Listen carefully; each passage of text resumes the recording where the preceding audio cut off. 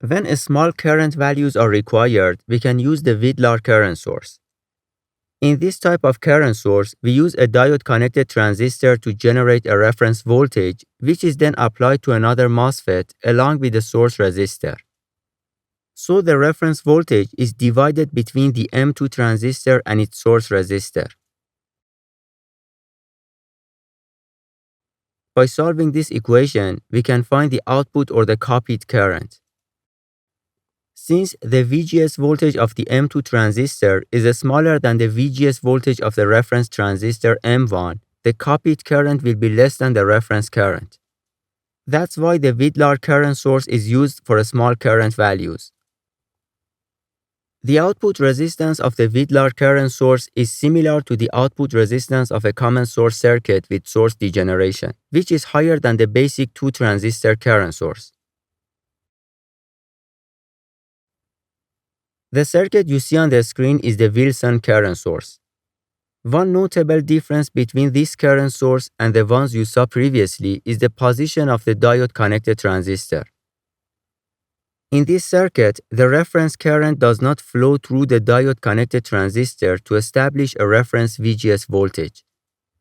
On the other hand, the output current I copy passes through the diode-connected transistor M2, generating a corresponding gate source voltage VGS. This VGS voltage is also applied to the gate of transistor M1, which forces the drain current of M1 to match the output current. However, the drain current of M1 must also match the reference current, creating a contradiction. To resolve this, the drain voltage of M1, which equals the gate voltage of M3, will adjust. This adjustment modifies the gate source voltage of transistor M2 so that its drain current matches the reference current, ensuring that the drain current of M1 also aligns with the reference current and resolves the contradiction. As you can see in a Wilson current source, there is a feedback mechanism to improve the accuracy of the output. This feedback loop may create circuit instability.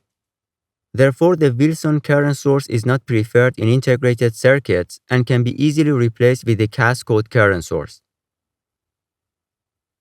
To calculate the output resistance of the Wilson current source, we have to draw the small signal model. In the small signal model, the current Ix is passing through the 1/Gm2 resistor. So we can write VGS1 in terms of Ix. Now we need to express the voltage VGS3 in terms of the Ix current. The voltage drop across the RO1 resistor is equal to RO1 multiplied by GM1 VGS1. And by KVL, the voltage drop across the RO1 resistor is equal to the sum of VGS3 and VGS1 voltages. So we can write the VGS3 voltage in terms of the VGS1 voltage, and we previously wrote the VGS1 voltage in terms of Ix.